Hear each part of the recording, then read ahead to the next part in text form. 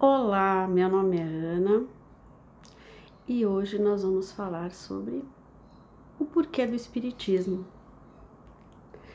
Muitas pessoas me perguntam às vezes, Ana, por que você é espírita? E tudo começou há muito tempo atrás. Então eu devo começar dizendo que eu nasci num lar espírita. Eu tenho assim o privilégio, né, de dizer que a minha educação espiritual começou bem lá no comecinho. A minha mãe é espírita, então eu venho de um lar espírita. Já o lado paterno é todo formado de católicos. E a minha avó era católica apostólica romana, porque era italiana e vinha de uma formação severa católica.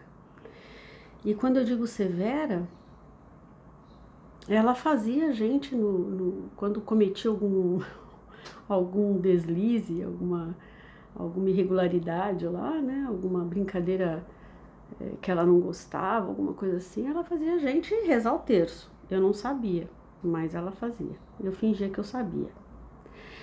E, e como foi, né, essa minha criação? Como foi a minha educação? Foi difícil, gente, não foi fácil, porque eu nasci nos anos 60 e o espiritismo sempre sofreu muito preconceito, porque a religião ela era encarada como uma forma geral, né? Como as pessoas encaram até nos dias de hoje, né? Que espiritismo é tudo uma coisa só. Espiritismo, umbanda, candomblé, toda essa parte espírita, né? E espiritismo, espiritualista, tem tudo uma coisa a ver. E não é, gente, é tudo muito separado, né? Cada coisa na sua caixinha. Então, na minha época, era muito difícil você falar para uma pessoa que você era espírita. Por exemplo, vou dar um exemplo do que acontecia comigo, né? Nos primeiros dias de aula, né, o que acontecia? Se apresenta, né? Como é que você chama, né? Onde você mora, o que você fez nas férias, né? E às vezes pegava lá um professor já meio sem noção que perguntava qual é a sua religião? E normalmente se esperava que a criança respondesse, eu sou católica, eu sou católico, né? Que 99,9% das crianças respondiam, eu sou católico.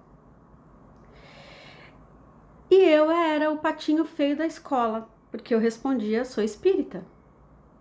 E porque eu era espírita.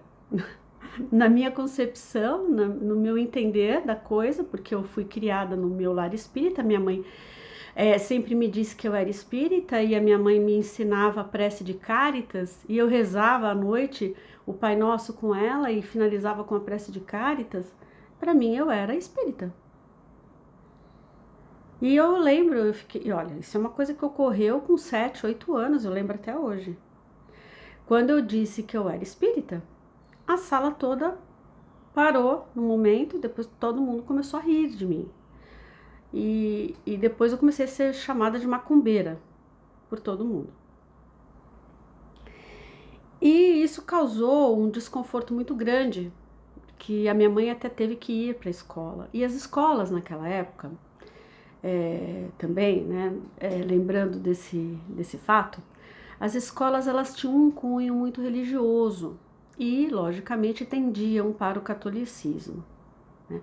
Ter uma criança dentro da sala que falava que era espírita era uma coisa meio complicada. Minha mãe teve que ir lá explicar esse fato. E depois disso, minha mãe teve que falar para mim, olha, Ana, evita, né, de falar. Ah, mas eu sou, e assim, eu não entendi aquilo, né? Minha mãe falou, então passe a partir de agora, falar que você é católica. Mas eu não sou católica, mas passe a falar que é, para evitar complicações. Mas eu não sou. Bom, mas o seu pai não é? É, então tá. Então foi mais ou menos assim que a gente passou a fingir Ai, gente, isso é uma coisa absurda, né? Pois é, mas os anos 60, os anos 70 foram muito complicados. E quem tá me ouvindo agora e que foi dessa época vai entender o que eu tô dizendo. Em todos os sentidos, sentidos políticos, religiosos, né? A gente não tinha liberdade para nada, né? Mas isso é assunto para um outro vídeo. Então vamos falar então do espiritismo, que é o que eu vim falar aqui. Por que eu optei? Porque a minha mãe me deu muita liberdade de escolha. Graças a Deus eu venho de uma família com discernimento, entendimento, uma família que teve bases para me dar escolha. E através disso, mamãe fez o seguinte, como eu tinha um papai que era católico, mamãe que era espírita, né? Nada mais justo que dar à minha filha a opção de escolha. Então eu fui batizada pela Igreja Católica, porque a minha mãe achava justo que, como era filha de espírita e católica, eu tivesse a opção mais tarde de escolha, né? E assim, ela não achava legal que eu, depois, mais tarde, com 22 anos, fosse batizada. Então ela resolveu me batizar.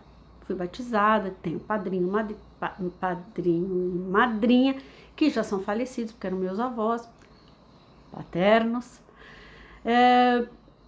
Mas fui. Mais pra frente, a escola, como eu disse, que tinha já uma vertente religiosa, meio que deu uma forçadinha no sentido de primeira comunhão. Também da Igreja Católica, aquela coisa meio forçada, vai fazer, mas olha, todas as crianças fazem, não sei o quê. E é lógico, gente, eu tinha 8, 9 anos, 10, eu não lembro agora, mas eu queria fazer, porque todo mundo fazia, não é? Era uma coisa meio que de modinha. Mãe, eu quero fazer. Lá foi Ana Cristina fazer a primeira comunhão. E no final foi uma coisa meio chata, né? Porque eram horas de estudo daquele negócio lá, que você ficava ouvindo o padre falar, mas tudo bem, eu fui fazer, foi legal, meus amigos estavam todos juntos, né? Fiz a primeira comunhão. Só que dali pra frente, pra mim, foi uma série de desencontros com a religião católica, né? Eu já não me encontrava dentro daquelas teorias todas, né? E eu vou ser bem sincera, a partir dos 15 ou 16 anos, eu circulei por algumas doutrinas, porque acho que é a fase da curiosidade, a fase da descoberta. Eu sempre fui uma pessoa que eu sempre tive muita curiosidade com tudo, não só na religião, eu sempre quis me inteirar de todos os assuntos. Então eu caminhei pela doutrina espírita como um todo, participei de terreiro de umbanda, de candomblé, fui em templo budista, fui em sinagoga, e fui em igreja católica, fui depois, muito mais tarde, porque já naquela época ainda não existia, fui numa igreja universal, fui ver, fui testemunhar o que era cada culto, cada doutrina, né? Fui na igreja Sanchonoye, que a minha avó gostava muito, minha avó materna gostava muito da igreja Sanchonoye, e tinha aquelas folhinhas, aquela coisa, né, de dizeres diários, que aquilo é tão legal, eu acho aquilo ótimo, dá um incentivo, uma coisa bem legal. Então, assim, eu sempre fui muito, vamos dizer, eclética nesse assunto e curiosa. Então eu fui investigar, né, ver onde eu me enquadrava, que eu acho isso muito justo. Eu acho que a gente tem que pesquisar, né, e ver onde você se acha, você se encontra, na verdade, onde você se encontra. E depois de muito andar, de muito pesquisar, frequentar, né, eu voltei para o meu querido Allan Kardec. meu querido espiritismo, como alguns gostam de dizer, de mesa branca. Gente, o espiritismo, como todo mundo gosta de falar de mesa branca, não é nada mais do que o espiritismo que segue os preceitos de Allan Kardec, que não tem nada de manifestação, que não tem nada de médium caindo, batendo cabeça, nada. É um espiritismo limpo, é um espiritismo que usa o evangelho de Kardec, que não precisa de nada disso para seguir aquilo que está dentro do evangelho de Jesus, né? E que Kardec tão lindamente codificou. A verdade é essa, né? Estudo até hoje, porque ninguém está formado em nada, a verdade é essa, né? Estamos aqui todos os dias aprendendo, a cada dia a gente aprende alguma coisa. Aprendi que somos espíritos em constante evolução, e o que significa isso? Em constante aprendizado. A verdade é que o espiritismo me deu uma coisa muito legal, que é a oportunidade de enxergar isso, que somos espíritos em evolução, que estamos em constante aprendizado e que vamos e voltamos o tempo todo. E que enquanto não conseguimos alcançar essa evolução, que é o quê? Amarmos uns aos outros de uma forma pura, sem ver os defeitos, sem ver as mazelas, perdoando, né? Sendo caridosos uns com os outros. Enquanto a gente não conseguir fazer isso tudo, a gente não vai sair daqui. Que existem outros mundos habitados, que existem as pluralidades dos mundos, né? Que Kardec foi um espírito extremamente iluminado, que contou com a ajuda de outros espíritos iluminados, que compôs uma obra maravilhosa que eu estudei e estudo até hoje, e que faz entender tudo isso de uma forma muito, mas muito esclarecedora. E é por isso que eu sigo o espiritismo, porque eu acho que ele conforta no sentido de dizer, olha, não acaba aqui. Somos muito mais do que corpo material. Somos uma unidade pensante. Somos algo que transcende o corpo, né? Porque se fôssemos só o corpo, para que isso tudo? Né? Para que essa evolução toda que tivemos até aqui? Porque se a gente pensar da época do homem das cavernas, né? Do primitivismo puro, dos dinossauros para cá, né? Não passou muito tempo não, gente. E olha quanto que a gente já evoluiu enquanto planeta, enquanto seres humanos. Para que isso tudo? Se você for pensar bem, para que isso tudo? Ontem eu estava tendo uma conversa aqui com a minha filha a respeito de uma coisa boba, da máquina do Telex. Ela não sabia o que era, né? E, gente, olha o que eu tô fazendo aqui hoje. Eu tô gravando um vídeo através de um aparelhinho desse tamanho chamado celular. E esse vídeo daqui a pouco vai ser postado numa rede e vai ser divulgado. Pode ser que ninguém assista, mas pode ser que pessoas do mundo todo, lá na China, podem assistir meu vídeo. Gente, 15 anos atrás não podia ser feito isso. Isso não poderia ter sido feito. Então, tecnologicamente, nós estamos avançando numa velocidade muito grande. Para que isso? Para nada. Tem que existir um porquê. Nós estamos caminhando para uma evolução. Isso tudo tem que ter um motivo. Nós não somos só esse corpo que quando a gente morre, uns são enterrados, outros são cremados. Nós temos uma unidade pensante. Nós temos um espírito que se desprende do nosso corpo. E depois que que esse corpinho fica, esse espírito transcende, ele vai para outro lugar, né? E continua com os estudos, continua com a evolução dele no sentido de o que eu posso fazer agora para melhorar. Se eu não conseguir fazer lá, eu posso continuar estudando aqui, nesse plano espiritual onde eu tô, para vou retornar, para reencontrar aqueles que eu não consegui, de alguma forma, perdoar, eu não consegui, de alguma forma, reencontrar, eu não consegui suplantar, né, algumas coisas, eu vou voltar. E aí volta, aí continua naquela batalha e continua e ultrapassa. É isso que o Espiritismo tenta mostrar pra gente. Nós não somos só esse corpinho, às vezes bonitinho, né, que a gente mesmo escolheu e a gente mesmo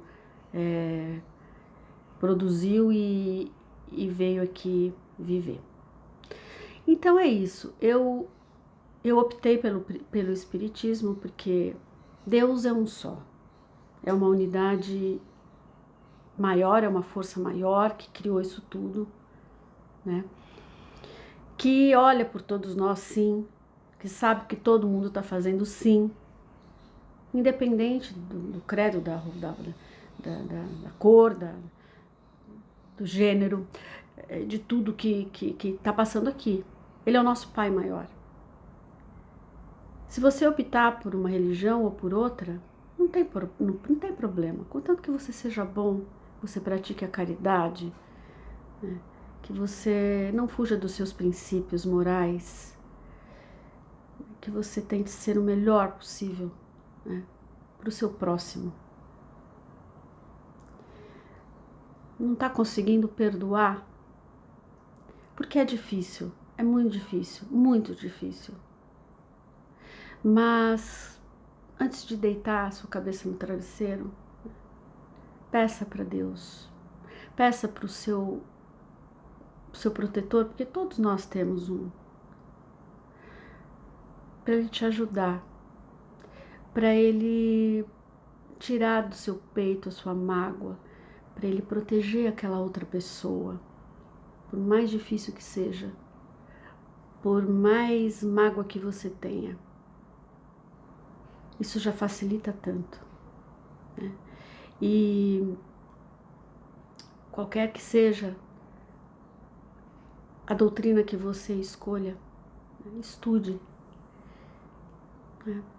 Pela fé raciocinada, que foi o que o Espiritismo me ensinou, que é aquela fé que faz você estudar e entender aquilo que você está querendo seguir, né? E isso o Espiritismo, ele fez eu enxergar.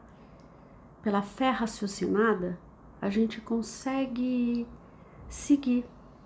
Porque se você não consegue entender aquilo que você está seguindo, você simplesmente está ouvindo dizer que é legal, não é por aí. Não é por aí, né? Existem muitas doutrinas que gritam, né? Gritam, te chamam pelo grito. E não é por aí, né? O que eu quero dizer é o seguinte: seja qual for a doutrina, se identifique com ela. Estude para ver se é aquilo mesmo que ela está falando, né? Ver para crer, mas eu digo mais, sentir Deus naquela doutrina. Enxergar aquela doutrina, naquela doutrina, Deus. Ver naquela doutrina a verdade a verdade. É isso que a gente precisa. Porque, na verdade, a gente já nasce sempre com Deus, com aquela centelhazinha de Deus dentro de nós. A doutrina, seja ela qual for, ela tem que manter essa centelha sempre brilhando. É isso que a doutrina faz com a gente. Que ela seja boa, que ela mantenha essa centelha sempre brilhando dentro de você. E que você entenda a sua doutrina. Sempre pro bem. É isso. Um grande beijo e abraço em todos vocês. Fiquem com Deus e até a próxima.